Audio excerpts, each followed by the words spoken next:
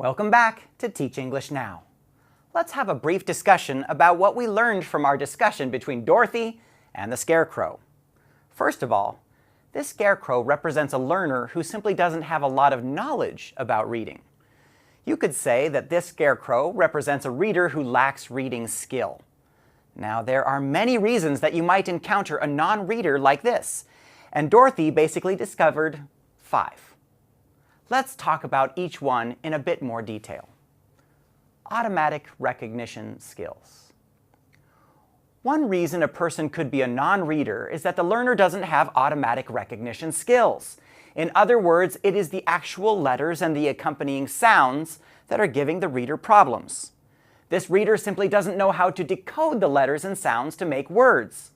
This happens with second language learners a lot because they may have a different alphabet in their first language, Japanese, Chinese, and Arabic, for example. Or even if they do have an understanding of a Roman alphabet, sometimes referred to as Latin script, there are different rules that apply. So a Spanish T, te, is actually pronounced different from an English T, even though they are written the same way. A T, te, in Spanish touches the back of the teeth and feels softer, whereas an American English T is further back on the alveolar ridge, that weird-shaped bump behind your teeth. Finally, some readers are still, to put it simply, trying to figure out how to read, and may not read well yet in their own language. This is especially true if you are teaching younger second language learners. So, what do you do when you identify that the primary problem of your reader is the inability to recognize and decode letters and sounds? First of all, there is a lot for a teacher to learn to help learners decode language. For example, you may want to spend time learning phonics rules. Phonics refers to a method of teaching learners to read by connecting sounds with letters or groups of letters. But what rules do you start with? What rules should you focus in on? While that can be different from language to language, consider at the very least the 7 major phonics rules for second language learning suggested by May and Elliott. 1. The C rule. Hard C in cat is different from soft C in city. 2. The G rule. The hard G from gate is different from the soft G in gem. The VC rule. Short vowel sound is usually followed by a consonant, digraph, or blend. For example, bat, bath, and basque. 4. The VV rule. When 2 vowels are together, usually the first vowel is long and the second vowel is silent. For example, fee, boat, and seat. 5. The VCE rule. 1-syllable words that end with a consonant and E has a long vowel sound. The E is silent. For example, nice, plate, and vote. 6. The CV rule. Use the long vowel sound when there is only one vowel in a word or syllable. For example, he, go, and my. 7. The R rule. R changes the vowels before them. For example, cat becomes car, feet becomes fear, and cape becomes care. While I will sometimes teach these phonics rules, there is a danger to focusing on sound and letter recognition. Can you guess what that danger is? You may already realize that a focus on sound can often be boring to students and can get students to think about language as not connected to meaning or culture. In fact, there is a debate between phonics professionals and whole language professionals, a debate that is worth learning about. We have provided a reading to just whet your appetite about that debate. It is a good one, with smart people and proven research on both sides of the coin.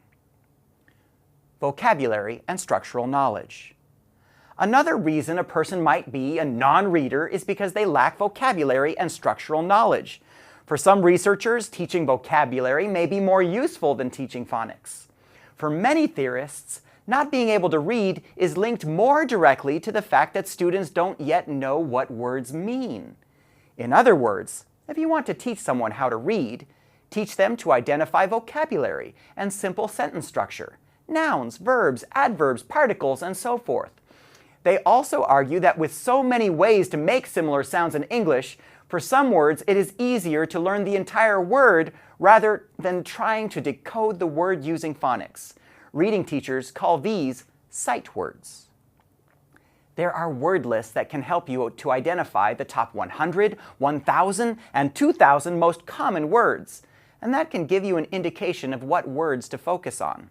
If you are teaching for academic purposes, consider the academic word list your best friend. Discourse and knowledge of genres. Another important thing that you may have to teach is discourse or genre. I like to think of different genres as different kinds of recipes and help my learners to think about the recipe for a letter and how that might be different from the recipe for an essay or a text message. Teaching learners to be aware of how different genres are written gives them more confidence to read the genres and to predict what will happen next. Having students outline as they read, especially for essays and formal writing, can help students see the structure of the reading and learn to identify common rhetorical patterns. World knowledge. Why does a knowledge of genres help students to read? Well, to be honest, a knowledge of anything and everything helps students to read. The more they know about the world, the greater their capacity at prediction.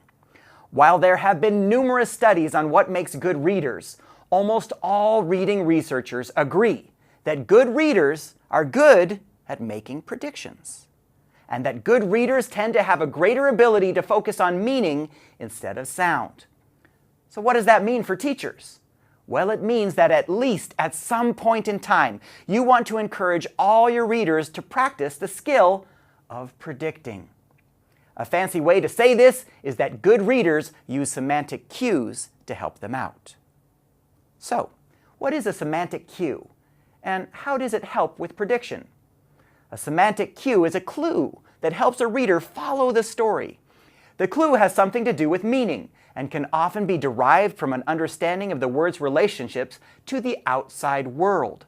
So, if I gave you the sentence, "The woman sat at her window crying, while at her feet the child banged on the rattle." Do you see any clues as to who the woman is and what she is feeling? The child? Do you see clues that might indicate where she is? I am guessing that most of you made the following predictions. 1. The woman is sad, perhaps waiting for someone. 2. The woman could be a mother, and the child is likely her baby. It has a rattle. 3. The rattle is a baby toy, not a snake rattle. Of course. 4. The woman is likely in her home or residence, not at a business office. Now, these last two predictions you probably found ridiculous. Of course the rattle is the toy, not the snake rattle. Of course the woman is at home, not at a business office. But remember, when you don't have world knowledge, story knowledge, and semantic cues, reading a story can be terribly confusing. Imagine a poor reader looking through a dictionary and coming to the conclusion that the child is holding onto a snake rattle. That is what happens when you have a lack of ability to recognize semantic cues. And that's the importance of predictions. So, when you make predictions, are you always right? Perhaps not. But good readers are fluid in their ability to make predictions and can change their minds quickly. For example, the woman might not be sad. She could be very happy, right? And perhaps she is happy because of something she sees from the window. We simply don't know, but we're willing to find out. In other words, you as a reader are constantly making assumptions and adding and amending your own views of the text. And for you smart readers with lots of world knowledge, you do it almost effortlessly. Reading strategies.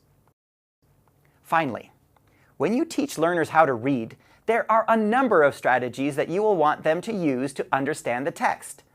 Understanding a text may mean that students have to reread, scan for information, look up words in a dictionary, ask questions to a neighbor, compare information from the story with information elsewhere, and form opinions and think critically about the truthfulness of what they read.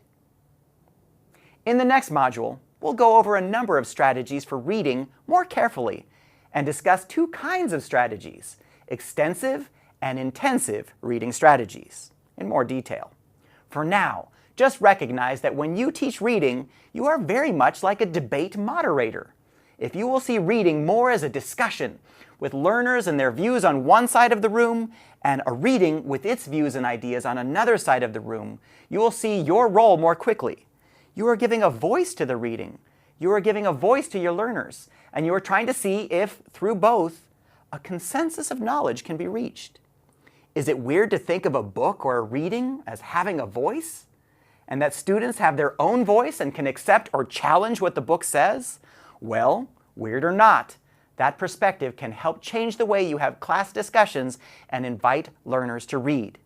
It is also a useful metaphor to help you with our second problem reader, our Tin Man. We'll see him in the next video. See you there.